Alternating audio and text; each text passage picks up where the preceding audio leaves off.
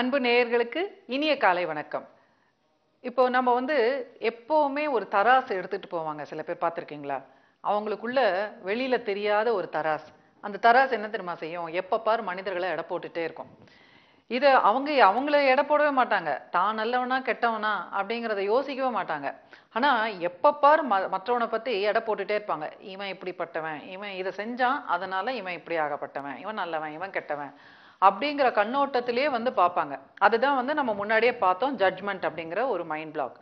இப்போ இவங்க ஏன் இந்த மாதிரியான ஒரு நிலைக்கு தள்ளப்பட்டாங்க அப்படின்னு பார்த்தீங்கன்னா, ஜான் கிரேவோட பிலாசபில அவர் என்ன சொல்றாருன்னா, எங்கேயோ அவங்க அவங்களோட வாழ்க்கையில அவங்களுக்கு நடந்த நிகழ்வுல எங்கேயோ ஒரு நேரத்துல அவங்களுக்கு டிஸ்சாட்டிஸ்ஃபேக்ஷன், அதிருப்தி ஏற்பட்டிருக்கு அப்படிங்கிறாரு.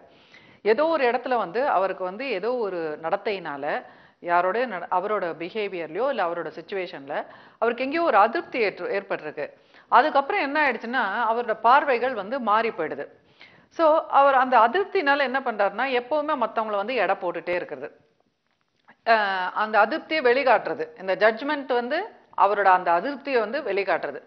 இப்போ இதுக்கு எப்படி ஹீலிங் பண்றதுன்னா, அந்த நேரத்தில் அவர் உணரக்கூடிய உணர்வுகள் என்னன்னா, அவருக்குள்ள இருக்கக்கூடிய உணர்வுகள், அவரோட பேட்டர்ன்ஸ் ஆஃப் ஃபீலிங்ஸ் என்ன மாதிரி இருக்கும்னா, எம்பாரசிங், அதாவது எதையாவது தன்னை வெளிப்படுத்திக்கிறதுக்கே ரொம்ப கூச்சப்படுவாரா இருக்கும். தான் யார் அப்படிங்கறது உண்மையா வெளியில காமிச்சுக்கவே மாட்டாரு. ஏன்னா அவருக்குள்ள என்ன இருக்கும், சேச்சா இதெல்லாம் நம்ம சொல்லிக்கவே கூடாது வெளியில, சொன்னாக்கா அசிங்கம், நம்மள எப்படின்னு சொல்லிடுவான் அப்படின்னு சொல்லிட்டு அவருக்குள்ளேயே அந்த ஒரு எம்பாரஸ்மெண்ட் இருக்கும், அவரை பத்திய ஒரு புரிதல். அதே மாதிரி டிசப்பாயின்மெண்ட் இருக்கும், ஃப்ரஸ்ட்ரேஷன் இருக்கும், அப்புறம் ஒரு கவலை இருக்கும். ஏன்னா நிஜமான வாழ்க்கையை அவங்க வாழ மாட்டாங்க. அவங்க எப்படி வாழணும்னு நினைக்கிறாங்களோ அந்த வாழ்க்கையை அவங்க வாழவே மாட்டாங்க. ஏன்னா அவங்க தான் பல நல்லது கெட்டதுன்னு ஒரு டெம்ப்ளேட்ஸ் மாதிரி வச்சிருக்காங்க இல்லையா. இப்போ ஒரு குறிப்பா ஒரு சொல்றேன் பாருங்க. இப்போ அவங்களுக்கு நல்ல உடை அணிந்து நல்ல அழகா, பொதுவாக பெண்களுக்கு இது ரொம்ப காமனான ஒரு எக்ஸ்பீரியன்ஸ். நல்ல உடை அணிந்து நல்ல அழகா ட்ரெஸ் பண்ணிட்டு போறாங்க. அப்ப திடீர்னு யாராவது அவங்கள அப்ரிஷியேட்டே பண்ணல, அவங்க யார்கிட்ட எதிர்பார்க்குறாங்களோ அவங்க அப்ரிஷியேட்டே பண்ணல அவங்கள அப்படின்ற போது அவங்களுக்கு என்ன ஆயிடும், நாள் பட அந்த மாதிரி இருக்கும்போது ஒரு அதிருப்தி வந்துடும். இவ்வளவுதான் போல இருக்கேன் என் வாழ்க்கை அப்படின்னுட்டு. அதுக்கப்புறம் என்ன ஆயிடும்னா அந்த அதிருப்தியை சரி செய்து கொள்ளாமல் அதன் கூட தோன்றக்கூடிய இந்த ஒரு டிசப்பாயின்மெண்ட், இந்த ஒரு எம்பாரஸ்மெண்ட், இதையெல்லாம் அவங்க மறைச்சிட்டு என்ன பண்ணிடுவாங்க, சரி இதை மாதிரி ட்ரெஸ் பண்றவங்க எல்லாம் இப்படி, இந்த மாதிரி ட்ரெஸ் பண்றவங்களாம் அப்படி அப்படிங்கிற மாதிரி ஒரு கருத்து ஏற்படுத்தி கொண்டுடுவாங்க. இப்ப இது ஆண்களுக்கும் இது சரியா இருக்கும். ஆண்களும் சில பேர் இந்த மாதிரி அபிப்பிராயங்கள்லாம் வச்சிருப்பாங்க, நிறைய அபிப்பிராயம் வச்சிருப்பாங்க. நான் சொல்றது என்னன்னா, நீங்க என்ன அபிப்பிராயம் வேணா வச்சுக்கோங்க, அது அவங்களோட உரிமை. இதை தவிர்க்க கூட முடியாது. ஏன்னா நம்ம எல்லாருமே வாழும்போது பல அபிப்பிராயங்கள் ஏற்படுத்தி கொண்டே தான் போவோம். ஆனா என்னோட அபிப்பிராயம் மட்டுமே உண்மை அப்படின்னு நினைக்கிறோம் பாத்தீங்களா, அங்கதான் நம்ம தவறு செய்யறோம். அங்கதான் நம்ம அந்த ஜட்ஜ்மெண்ட் அப்படிங்கிற ஒரு நிலைக்கே போகிறோம். அடுத்தவன் இது மாதிரி இருக்கான், அவன் இருந்துட்டு போட்டோம், அதனால என்ன, இருந்துட்டு போட்டோமே, அதை ஏன் நாம இப்படி நினைக்கணும் அப்படின்னு மட்டும் நம்ம நினைச்சிட்டோம்னா எல்லாம் எவ்வளோ வித்தியாசம் இருந்தாலும் வாழ்ந்துடலாங்க, எவ்வளோ வேறுபாடு இருந்தாலும் ஒற்றுமையா வாழ்ந்துடலாம். அதுதான் சகிப்புத்தன்மைக்கும் அடிப்படையான ஒரு விஷயம். இன்னைக்கு நாட்டுல ஒண்ணுத்தையும் அவங்க மக்கள் சரியா புரிஞ்சுக்கிறது இல்லை. இப்போ ஜாதிகளே இருக்கக்கூடாது இருக்கக்கூடாது இருக்கக்கூடாதுன்னு கத்துறாங்க. நான் என்ன சொல்றேன்னா, சாதிகள் இருக்கலாம், ஆனா என் சாதி தான் வசதி, உன் சாதி தான் மட்டம், இத மாதிரி பேசுறோம் பாத்தீங்களா, அதுதான் முற்றிலும் தவறு.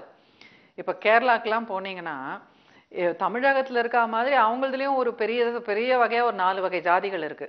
மேனன், அப்புறம் அந்த நாயர், நம்பூதிரி, அப்புறம் ஈழவாஸ் அப்படின்னு சொல்றாங்க. இப்ப இதுல பாத்தீங்கன்னா இந்த ஈழவாஸ்னு சொல்லப்பட கூடிய வகை நம்ம தமிழகத்துல நம்ம ஆதி திராவிடர்னு சொல்றோம் பாத்தீங்களா, அந்த மாதிரியான வகுப்பை ஈக்குவலண்டா இருக்கிறவங்க. ஆனா அவங்க தான் அந்த ஈழவாஸ் தான் நல்ல பெண்கள்லாம் கொஞ்சம் அழகாவே இருப்பாங்க, நிறைய பணம் படைத்தவங்க. மற்ற 3 ரகத்தை விட இவங்க தான் நிறைய பணம் படைத்தவங்க. அதனால இவங்க என்ன பண்ணுவாங்க, மற்ற இதுல பொண்ணு எடுக்க மாட்டாங்க, பொண்ணு கொடுக்க மாட்டாங்க, அவங்களுக்குள்ளேயே தான் திருமணம்லாம் பண்ணிக்குவாங்க. ஆனா அதே நேரத்துல ஒரு சம்பிரதாயம், ஒரு ஃபங்க்ஷன் எல்லாம் வரும்பொழுது 4 வகைப்பட்ட மனிதர்களும் ஒருத்தருக்கு ஒருத்தர் கூடிப்பாங்க, ஒருத்தருக்கு ஒருத்தர் விருந்து கொடுத்துப்பாங்க, பழகிப்பாங்க, பேசுவாங்க, பிசினஸ் செய்வாங்க, எல்லாம் இருக்கும். யாரும் நான் தான் பெரியவன், நீ தான் சின்னவன் அப்படின்லாம் ஒருத்தர் தாழ்வுபடுத்திக்கவே மாட்டாங்க. அதுதான் ஒரு மலையாளிக்கும் ஒரு தமிழனுக்கும் உள்ள வித்தியாசம். மலையாளிஸ் ஒரு மலையாளி இன்னொரு மலையாளியை பார்த்தா 2 பேரும் நாங்க மலையாளிஸ் தான் சொல்லுவாங்களே தவிர நான் இந்த ஜாதியை சேர்ந்தவன் சொல்லவே மாட்டாங்க. ஆனா அந்த ஜாதி உணர்வோட இருப்பாங்க.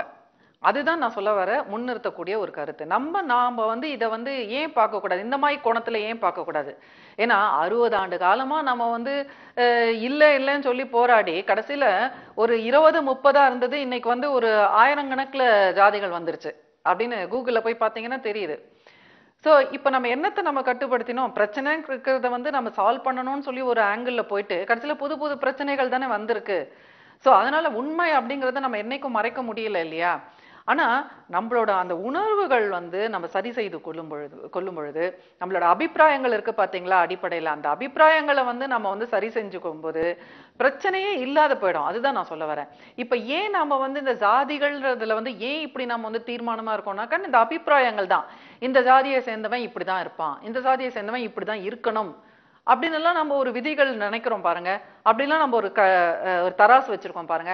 அதையெல்லாம் தான் போட்டு உடைக்கணும். அதையெல்லாம் தான் இல்லை என்று ஆக்கணும்.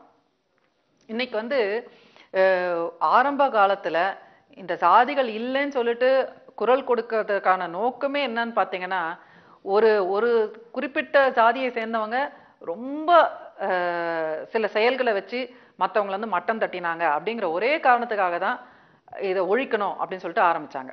இப்ப இது ஒண்ணுத்துல மட்டுமே நம்ம ஃபோக்கஸ் பண்ணியிருந்தோம்னு வச்சுக்கோங்களேன், ஒரு சமயம் இந்த பிரச்சனை வந்து தீர்ந்திருக்கலாம். ஆனா அதுலேருந்து கொஞ்சம் அப்படி டிஃப்ளெக்ட் ஆகி போய் என்ன ஆயிடுச்சு, அந்த ஜாதியை ஒழிச்சாகணும், அந்த ஜாதி இருக்கக்கூடாது அப்படின்னு சொல்லி எல்லாம் போகும்போது என்ன ஆயிடுச்சு, ஒரு சின்ன சின்ன விஷயத்திலேருந்து நம்ம எல்லாத்துலயும் நம்ம வந்து சண்டை போட போட போட என்ன ஆயிடுச்சுன்னா, இப்ப கடைசியில பாத்தீங்கன்னா அவங்க புரிஞ்சுக்கிட்டாங்க, மத்த ஜாதிக்காரங்க எல்லாம் யாருமே புரிஞ்சுக்கல. மொத்தத்துல வந்து இந்த ஜாதி பிரச்சனையினால ஒருத்தருக்கு மனுஷனுக்கு மனுஷன் அடிச்சுக்கிறது, மனுஷனுக்கு மனுஷன் வந்து மரியாதை கொடுத்துக்காம இருக்கிறது, இதெல்லாம் வந்து தீரவே இல்லை. சோ அதனால இந்த நிகழ்ச்சியை பார்த்துட்டு இருக்கிறவங்க தயவு செஞ்சு நம்மளோட யதார்த்தமான வாழ்க்கையில இருந்து தான் நாம ஆரம்பிக்கணுங்க. யதார்த்தமான வாழ்க்கையிலே எத்தனையோ வேறுபாடுகள் இருக்கும் பொழுது அந்த வேறுபாடுகளை அனுசரிச்சுக்கிட்டு அதோட இணக்கமாக வாழ்வது எப்படி அப்படிங்கறத தான் நம்ம வந்து புரிதல்ல கொண்டு வரணும். சரி நேயர்களே, மீண்டும் ஒரு நல்ல தகவலுடன் நாளை மீண்டும் சந்திப்போம். உங்களுடைய பிரச்சனையை நீங்க program@pepperstv.com எழுதுங்க.